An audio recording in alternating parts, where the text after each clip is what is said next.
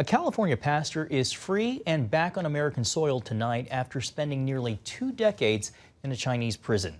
Chinese authorities questioned David Lin in 2006 while building an unauthorized Christian training center in Beijing. He was then detained and sentenced to life in prison on fraud charges.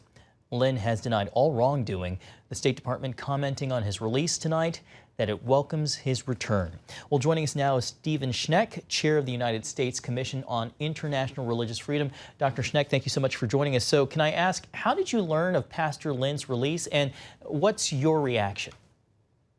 Like everyone else, we learned when this was announced on the 15th. So we are extremely pleased and grateful for this release, and grateful too for everyone in our government and abroad who's been working for Pastor Lin's release. So can you walk us back and explain why Pastor Lin was detained in the first place, and why did it take nearly 20 years for him to be freed?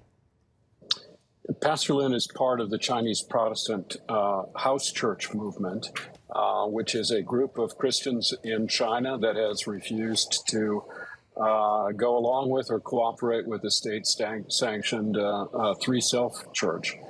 And since Xi Jinping has come to power, these house churches have come under increasing pressure. And it was in that capacity that Pastor Lin was arrested and prosecuted and imprisoned.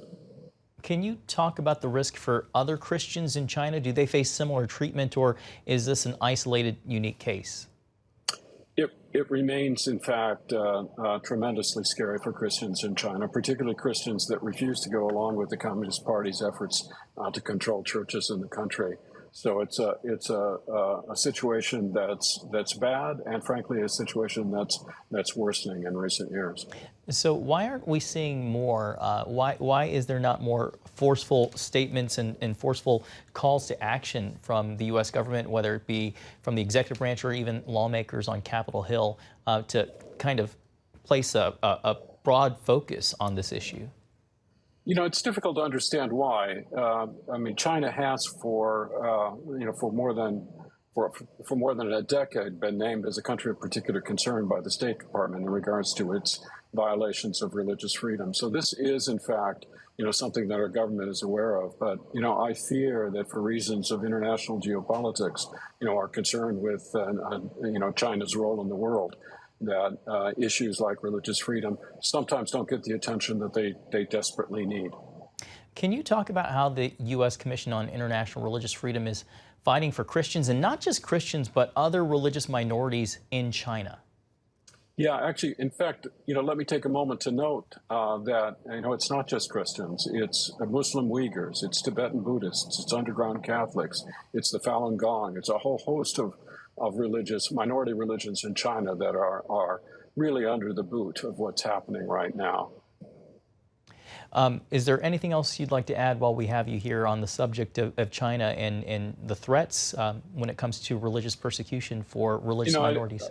Yeah, absolutely. I'd really like to, to encourage your listeners, to urge the United States government and like-minded international partners around the world to really target China with sanctions on its officials who are involved in the repression of religious freedom in the country. All right, U.S. Commissioner Schenck, thank you so much for joining us. Thank you for helping us understand what's taking place over there in China when it comes to Christians and other religious minorities. Thank you for raising this important issue.